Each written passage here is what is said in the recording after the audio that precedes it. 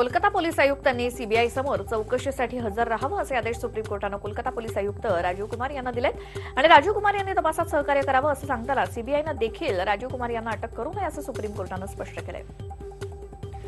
सर्वोच्च न्यायालयाच्या आदेशाचा सन्मान करते, मात्र केंद्र सरकार संविधानाचं उल्लंघन करते, त्यामुळे मी तथ्य पाहूनच निर्णय घेणार असल्याचं ममता बॅनर्जींनी म्हटलंय। आजचा विजय हा जनतेचा विजय, लोकतंत्राचा विजय। मी राजीव कुमारांसाठी नाही तर संपूर्ण देशासाठी लढत असल्याचं ममता म्हणाल्यात। तर विना नोटीस सीबीआय कमिशनर यांच्या घरी पोहोचल्याचं सुद्धा त्यांनी नमूद केलंय। काँग्रेसचे ज्येष्ठ नेते ए के अँटनी यांनी सोमवारी पंतप्रधान मोदींवरती निशाणा साधताना त्यांची कौरवांशी तुलना केली। मोदी कौरवांचे नेते असून आगामी लोकसभा निवडणूक ही दुसऱ्या कुरुक्षेत्र युद्धाची साक्षीदार असेल। यात मोदींच्या नेतृत्वाखाली कौरवांचा राहुल गांधी सर्वनाश करतील अशी टीका त्यांनी केली। महाभारत या मालिकेत युधिष्ठिराची भूमिका साकारलेल्या गजेंद्र चौहान यांनी पंतप्रधान नरेंद्र मोदींना आधुनिक भारताचे युधिष्ठिर म्हटलंय। मोदी निस्वार्थपणे देशाची सेवा करत असल्याचं त्यांनी म्हटलंय। मुरादाबादमध्ये एका खासगी कार्यक्रमात ते बोलत होते। शिवसेना पक्षप्रमुख उद्धव ठाकरेंच्या उपस्थितीत नेते आणि खासदारांची महत्वाची बैठक सुरू आहे आणि यात लोकसभा मतदारसंघाचा निवडणूकपूर्व आढावा घेण्यात येतोय। प्रत्येक लोकसभा मतदारसंघात पक्षातल्या पदाधिकाऱ्यांना जबाबदारी दिली जाईल। मुख्यमंत्री फडणवीसांनी आपला रामटेक दौरा रद्द केला। आता मुख्यमंत्री देवेंद्र फडणवीस राळेगण सिद्धीला जाऊन अण्णा हजारेंना भेटतील आणि उपोषण सोडण्यासाठी विनंती करत अण्णांसोबत चर्चाही करतील। ज्येष्ठ समाजसेवक अण्णा हजारेंच्या उपोषणाचा आजचा 7वा दिवस आणि उपोषणामुळे अण्णांची तब्येत आणखी खालावली आहे। वजन 5 किलोहून जास्त घटलंय, त्यामुळे उपोषण लांबल्यास किडनी आणि मेंदूवरती परिणाम होण्याची शक्यता डॉक्टरांनी वर्तवली आहे। 7 दिवसांपासून सुरू असलेल्या अण्णा हजारेंच्या उपोषणानंतर रायगड सिद्धीमध्ये चूलबंद आंदोलन केलं जात आहे। दुर्लक्ष करणाऱ्या सरकारला गावकऱ्यांनी आत्मदहनाचाच इशारा दिलाय। प्रमोद महाजन यांच्यावर त्यांच्या भावानं गोळ्या का झाडल्या, सभ्यता सोडायला 1 मिनिट लागणार नाही असं संतप्त प्रत्युत्तर जितेंद्र आव्हाड यांनी पूनम महाजनांना दिलंय। पूनम महाजनांच्या वक्तव्याचा निषेध करत मुंबईत राष्ट्रवादी युवक काँग्रेसकडून पोस्टरबाजी करण्यात आली। महाभारत रामायण सोडा, प्रमोद महाजनांना प्रवीण महाजनांनी का मारलं हे सांगा, असे पोस्टर मुंबईतल्या सोमय्या ग्राउंड, घाटकोपरसह अनेक भागात लावण्यात आली आहेत। पोस्टरच्या माध्यमातून पूनम महाजन यांचा चिवताई असा उल्लेख केलाय। त्यांच्या विरोधात राष्ट्रवादी आक्रमक झाली आणि पवारांवरती केलेल्या टीकेमुळे राष्ट्रवादीकडून तीव्र निषेध व्यक्त केला जातोय। भाजप आमदार राम कदमांनी मुलींवर केलेल्या वक्तव्यावेळी खासदार पूनम महाजन यांनी डोळ्यावर पट्टी बांधली होती का, असा सवाल पुणे जिल्हा परिषदेचे सदस्य रोहित पवार यांनी पूनम महाजनांना यांना विचारलाय। पुण्यातल्या नरे परिसरात डोक्यात दगड घालून मित्रानंच मित्राची हत्या केली। किरण काटकर असा मृत व्यक्तीचं नाव आहे। या प्रकरणी सिंहगड पोलिसांचा अधिक तपास सुरू आहे। पुणे जिल्ह्यातील पोलीस ठाण्याच्या रेकॉर्डवरती असलेल्या 2 सराईतांना चतुःशृंगी पोलिसांनी अटक केली। त्यांच्याकडून एकूण 90,000 रुपये किमतीची 2 गावठी पिस्तूल आणि 2 काडतुसं जप्त करण्यात आली आहेत। मयूर जयसिंग गायकवाड आणि अमर बाळासाहेब गायकवाड अशी अटक केलेल्या दोघांची नावं आहेत। नाशिकच्या सिडको परिसरात दुचाकी चोरणारी टोळी सक्रिय झाली। दुचाकी चोरणारे 4ही चोरटे सीसीटीव्हीमध्ये कैद झाले होते आणि रात्रीच्या सुमारास चोरी करणाऱ्या चोरट्यांचा तपास पोलीस करतायत। डॉक्टर आनंद तेलतुंबडेंना मुंबई हायकोर्टानं तुर्तास दिलासा दिलाय। 12 फेब्रुवारीपर्यंत तेलतुंबडेंना अटकेपासून दिलासा मिळाला। अटक अयोग्य असल्याचं सांगत पुणे सत्र न्यायालयानं त्यांची सुटका केली। चंद्रपूरच्या महाउष्णिक वीज केंद्र वसाहतीत पुन्हा एकदा वाघाचा वावर दिसला। ऐन वर्दळीच्या रस्त्यावर वाघोबा आल्यानं सगळ्यांचीच पळापळ झाली। बाईकस्वारावर वाघोबा चाल करून गेल्यामुळे बाईकस्वाराची धावपळ झाली आणि व्हिडिओ व्हायरल झाल्यानं खळबळ उडाली आहे। या भागात सतत वाघोबांचं दर्शन होत असल्यानं वनविभागाच्या निर्देशानंतरही वीज केंद्र परिसरातील झुडपांची तोडणी काही झाली नाही, त्यामुळे नागरिकांमध्ये दहशत आहे। भिवंडीतल्या चामिंद्रा भागात कंटेनरच्या धडकेत चिंचेचं झाड पडलंय आणि हे झाड पडल्याने एका बाजूची वाहतूक बंद झाली। अग्निशमन दल घटनास्थळी दाखल झालं असून झाड बाजूला सारण्याचं काम सुरू आहे। नाशिकच्या पंचवटी भागात जलशुद्धीकरण केंद्र आणि जलवाहिन्यांच्या दुरुस्तीच्या कामांमुळे उद्या पाणीपुरवठा बंद असणार आहे। 7 तारखेला कमी दाबानं पाणी मिळेल, त्यामुळे नागरिकांना 2 दिवस पाणी जपून वापरण्याचं आवाहन पाणीपुरवठा विभागाकडून करण्यात आलंय। राजकीय विरोध झुगारून सुक्तांकर समिती जिल्हाधिकारी कार्यालयात पोहोचली। समिती उद्यापर्यंत प्रकल्पग्रस्त मच्छीमार आणि संस्थांशी संवाद साधणार आहे आणि त्यानंतर सरकारला अहवाल सादर करेल। विरोध झुगारून सुक्तांकर समिती जिल्हाधिकारी कार्यालयात गेल्यामुळे सध्या जिल्हाधिकारी कार्यालयात पोलीस छावणीचं स्वरूप आहे, तर कार्यालयात मनाई आदेश लागू करण्यात आले आहेत। सर्वोच्च न्यायालयाचा मान ठेवत भंडारा जिल्ह्यात शंकरपटाची 150 वर्षांची परंपरा जोपासण्यात आली आहे. भंडाऱ्यात एक आधुनिक शंकरपट साजरा करण्यात आला. नव्या पद्धतीचा शंकरपट पाहण्यासाठी लोकांनीही मोठी गर्दी केली. 6 फूट रुंद असलेला 100 मीटर लांबीचा सरळ पट्टा तयार करण्यात आला असून त्यातून पट्ट्याच्या आतून ट्रॅक्टर रिव्हर्स मध्ये चालवायचा, मात्र पट्ट्याच्या बाहेर ट्रॅक्टर गेल्यास स्पर्धक बाद, अशा पद्धतीनं शंकरपट साजरा करण्यात आला आणि याआधी बैलजोडीच्या साह्यानं ही स्पर्धा व्हायची. रायगडमधल्या म्हसळा बाजारपेठेमध्ये 4 दुकानांना लागलेली आग विझवण्यात यश आलं. पहाटे 5:15च्या सुमारास शॉर्ट सर्किटमुळे आग लागल्याची प्राथमिक माहिती आहे. यात सुदैवानं कोणतीही जीवितहानी झाली नाही, मात्र नुकसान झालंय. वाशिममध्ये रिसोड रोडवरच्या सवड फाट्याजवळ मध्यरात्रीच्या सुमारास बाईक आणि सायकलचा अपघात झाला. यात दोघे जण जागीच ठार झालेत. राजकुमार सरकटे आणि भीमराव शेळके असं मृत्यू झालेल्या दोघांची नावं आहेत. विरारमधल्या चिखलडोंगरी रेती बंदरावरती पोलिसांनी छापा टाकला. यात 30 बोटी आणि 13 लोक ताब्यात घेण्यात आले, तर 1 कोटीहून अधिक किमतीचा 300 ब्रास रेतीसाठीचा ट्रॅक्टर जप्त करण्यात आलाय. पालघर पोलीस अधीक्षक गौरव सिंह यांच्या पथकातील पीएसआय मल्हार थोरात आणि एएसआय सुरेंद्र शिवदे यांनी ही कारवाई केली. पीएमपीच्या प्रवाशांची संख्या दिवसेंदिवस वाढते, मात्र त्या तुलनेत काही मार्गांवर अनियमित आणि अपुऱ्या बस फेऱ्या आहेत आणि त्यामुळे पीएमपीनं प्रवास नको रे बाबा असं म्हणण्याची वेळ प्रवाशांवर आली आहे. 10 दिवसात ग्रीन बस पुन्हा सुरू करा. दिल्लीत झालेल्या बैठकीत केंद्रीय मंत्री नितीन गडकरी यांनी सूचना दिल्या आहेत आणि नागपुरात चालणारी ग्रीन बस काही कारणामुळे बंद झाली होती. सरदार सरोवरामुळे विस्थापित होणाऱ्यांच्या पुनर्वसनासाठी नंदुरबार जिल्ह्यात वसाहती उभारण्यात आल्या. यासाठी सरकारनं कोट्यवधी रुपये खर्च केले, मात्र या ठिकाणी असलेली शाळेची इमारत गेल्या 8 ते 10 वर्षांपासून धूळखात पडली आहे. जिल्हा परिषदेच्या वतीनं शिक्षक नेमण्यात आले नाहीत. शाळेची इमारत शोभेची वस्तू म्हणून उभी आहे, उपयोगात नसल्यानं तिची दुरावस्था झाली. विस्थापित झाल्यानंतर मुलांच्या शिक्षणाचा प्रश्न सुटेल असं वाटणाऱ्यांची मात्र निराशा झाली आहे. आमची स्वतःची अशी कोणतीही सेन्सॉरशिप यंत्रणा नाही, परंतु निवडणूक आयोग किंवा तत्सम यंत्रणांनी आदेश दिल्यास मतदानापूर्वी प्रसिद्ध होणारा राजकीय मजकूर तातडीनं हटवण्यास आम्ही तयार आहोत, असं फेसबुकनं उच्च न्यायालयात स्पष्ट केलंय. मद्यपान करून कोणी गाडी चालवण्याचा प्रयत्न केला तर ती जागची हलणार नाही, असं अनोखं तंत्रज्ञान विकसित करण्यात आलंय. सध्या अमेरिकेतील हार्वर्ड विद्यापीठात शिक्षण घेणाऱ्या अजिंक्य जाधवचा अमेरिकेत सन्मान करण्यात आला. अजिंक्य जाधव मूळचा नाशिकचा आहे. मुंबई शहरातील म्हाडाच्या संक्रमण शिबिरातील रहिवाशांचे शक्यतो त्याच ठिकाणी कायम पुनर्वसन करण्याचा निर्णय राज्य मंत्रिमंडळानं घेतलाय. त्यामुळे वर्षानुवर्ष संक्रमण शिबिरात राहणाऱ्या शेकडो कुटुंबांना दिलासा मिळणार आहे. संक्रमण शिबिरांच्या पुनर्वसनाचं काम सुरू आहे किंवा सुरू होणार आहे अशाच ठिकाणी या निर्णयाची अंमलबजावणी केली जाते. बांधकाम क्षेत्रातील मंदीचा मुंबई महापालिकेला फटका बसू लागलाय. त्यामुळे अपेक्षित उत्पन्नापेक्षा 900 कोटी रुपये कमी मिळालेत. स्थावर मालमत्ता क्षेत्रात एवढी घट प्रथमच झाली आहे. पुणे रेल्वे स्थानकातील रेल्वे गाड्यांचा वाढलेला भार कमी करण्याच्या दृष्टीनं स्थानकातील सर्वच फलाटांची लांबी वाढवण्याच्या कामाला सुरुवात झाली आहे. प्रत्येक स्थानकावर तब्बल 26 डब्यांची गाडी थांबू शकेल अशी व्यवस्था आता करण्यात येणार आहे. एकमेव पर्यटन जिल्हा असलेल्या सिंधुदुर्ग जिल्ह्यातील पोलिसांचे चेकनाके अचानकपणे बंद झालेत. जिल्ह्यात 19 ठिकाणी चेकपोस्ट कार्यरत होते, मात्र आता चेकपोस्ट बंद करण्याचा निर्णय पोलीस अधीक्षक दीक्षित कुमार गेडाम यांनी केलाय.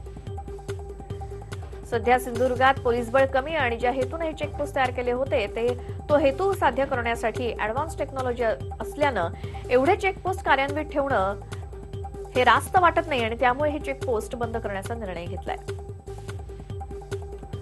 उत्तर मध्य मुंबई लोकसभा मतदारसंघातून प्रिया दत्त यांनी माघार घेतल्यानंतर काँग्रेसमधील अनेक इच्छुक पुढे सरसावलेत. काँग्रेस अध्यक्ष राहुल गांधी हे नुकतेच दुबईला गेले आणि त्यावेळी बाबा सिद्दीकी त्यांना भेटण्यासाठी त्यांची वेळ मागितली, मात्र राहुल गांधींनी वेळ देणं टाळलं. यावरून बाबा सिद्दीकींचं तिकीट कापलं गेल्याचं सूत्रांचं म्हणणं आहे. सीबीआय, रॉ आणि न्यायालयासह अनेक संस्था पपेट झाल्यात. या संस्था सरकारच्या इशाऱ्यावरतीच नाचत असल्याचा आरोप पंजाबचे पर्यटन मंत्री नवज्योत सिंग सिद्धू यांनी पुण्यात केलाय. नोटाबंदीनंतर भाजप अध्यक्ष अमित शहा, ग्रामविकास मंत्री पंकजा मुंडेंच्या बँकेत काळा पैसा आल्याचा आरोप सिद्धूंनी केला. शहरी नक्षलवाद प्रकरणी प्राध्यापक आनंद तेलतुंबडेंनी पुन्हा एकदा मुंबई उच्च न्यायालयात अटकपूर्व जामिनासाठी धाव घेतली. या अर्जावर न्यायमूर्ती नितीन साबरे यांच्या खंडपीठापुढे तातडीची सुनावणी होईल. ज्या माणसानं सर्वाधिक शिक्षण घेऊन समाजसेवा केली त्या माणसाला गुन्हेगार ठरवण्याचा पोलिसांचा घाट असल्याचा आरोप डॉक्टर आनंद तेलतुंबडेंनी केला. मुंबईत त्यांनी पत्रकार परिषद घेऊन पोलिसांच्या अटकेवरती प्रश्न उपस्थित केले आणि पोलिसांनी अटक करून जी वागणूक दिली ती आयुष्यभर विसरू शकत नसल्याचं तेलतुंबडे म्हणाले. 30व्या राज्यस्तरीय रस्ता सुरक्षा सप्ताहाला मोठ्या उत्साहात सुरुवात झाली. परिवहन मंत्री दिवाकर राऊत यांच्या उपस्थितीत सप्ताहाला कालपासून सुरुवात झाली आणि यावेळी रस्त्यावरील नियम पाळून जीव वाचवा असं आवाहन दिवाकर राऊत यांनी केलं. पारदर्शकपणाचा आव्हानात पिंपरी चिंचवड महापालिकेवर भाजपनं एक हाती सत्ता मिळवली, पण भाजपचा कारभार भ्रष्ट असल्याची शंका उपस्थित करणारं आणखी एक प्रकरण उघडकीस आलं.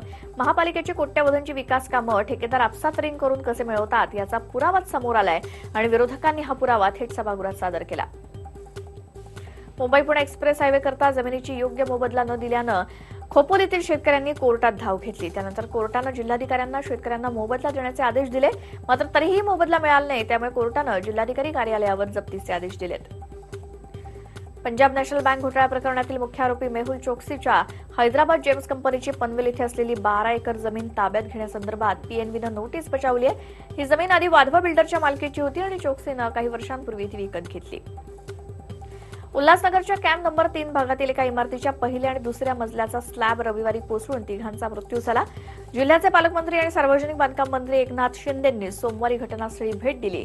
मृतांच्या आणि जखमींच्या कुटुंबियांना राज्य शासनाकडून आर्थिक मदत देण्याचं आश्वासन पालकमंत्र्यांनी दिलं. अलिबाग तालुक्यातल्या चरी इथे धावत्या कारनं अचानक पेट घेतला. कार चालकानं सावधानता बाळगली म्हणून जीवितहानी टळली. जेएसडब्ल्यू कंपनीच्या अग्निशमन पथकानं 1.5 तासांच्या प्रयत्नांनंतर आगीवरती नियंत्रण मिळवलं, मात्र या आगीत कार पूर्णपणे जळून खाक झाली.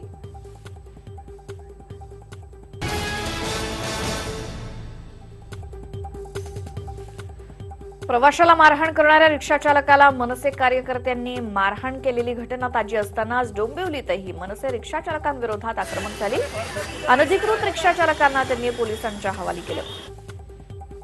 नाशिकच्या पवननगर परिसरात 2 गटात हाणामारी झाली. नंतर पवन सुराडकर या तरुणावर धारदार शस्त्रानं हल्ला झाला. यात तो गंभीर जखमी झालाय. त्याच्यावर उपचार सुरू आहेत. पूर्व वैमनस्यातून हल्ला झाल्याची माहिती मिळते. अकोला बाळापूरकडे जाणाऱ्या राष्ट्रीय महामार्गावर हायड्रोजन पेरॉक्साईड केमिकल वाहून येणारा टँकर उलटला आणि त्या टँकरमधून धूर निघत असल्यानं नागरिकांमध्ये धावपळ झाली. टँकर चालकाचं वाहनावरचं नियंत्रण सुटलं आणि टँकर रस्त्यालगत असलेल्या शेतात जाऊन उलटला. मुंबईतल्या दादर रेल्वे स्टेशनवर मोबाईलच्या नादात एका जोडप्याला चक्क आपल्या 2.5 वर्षीय मुलाचाच विसर पडला. मोबाईलवरती मग्न असलेल्या जोडप्याचा मुलगा हरवला आणि सुदैवानं जीआरपीच्या सतर्कतेमुळे मुलगा सापडला. नाशिकच्या कथडा भागातील भगवती नगरमध्ये 2 तरुणांनी रविवारी आत्महत्या केली. त्यामुळे परिसरात हळहळ व्यक्त होते. संजना हरगावकर आणि प्रिया पवार अशी दोघींची नावं आहेत. त्यांनी गळफास घेऊन आत्महत्या केली. आईनं वांग्याची भाजी बनवून दिली नाही म्हणून दारुड्या मुलानं केलेल्या मारहाणीत आईचा मृत्यू झालाय. या प्रकरणी पोलिसांनी दारुड्या मुलाला अटक केली. वांग्याची भाजी करून दिली नाही म्हणून राग मनात धरत मिलिंद हिंगेनं आईला लाथाबुक्क्यांनी इतकी मारहाण केली की तिच्या डोक्याला मार लागून तिचा मृत्यू झाला. वाशिम जिल्ह्यातल्या रिसोड तालुक्यातील चिचाबापेन इथल्या दत्ता पटाले यांच्या 3 एकरातील हरभरा सोडीला अज्ञात व्यक्तीनं आग लावली. या प्रकरणी पोलिसात तक्रार दिली असून घटनेचा शिरपूर पोलीस तपास करतायत. विदेशात नोकरी लावण्याच्या नावाखाली महाराष्ट्रातील शेतकरी कुटुंबातील 29च्या वर तरुणांची लाखो रुपयांची फसवणूक झाली. विरार येथे ऑफिस थाटून ही फसवणूक झाल्याचं उघड झालं. याबाबत 7 जणांविरोधात विरार पोलीस ठाण्यात गुन्हा दाखल झालाय. नागपाडा पोलिसांनी कार चोरीच्या गुन्ह्यात एकाला अटक केली. हा आरोपी दुसऱ्याच्या गाडीमध्ये लिफ्ट मिळवायचा आणि ओएलएक्सवर गाडी विकणाऱ्या मालकाकडे जायचा. ही गाडी माझीच असल्याचं सांगत लिफ्ट देणाऱ्याला थांबवायचा आणि ट्रायलच्या बहाण्यानं गाडी विकणाऱ्याची गाडी घेऊन पसार व्हायचा. याबाबत तक्रार दाखल होताच पोलिसांनी गुन्हेगाराला शोधून बेड्या ठोकल्या.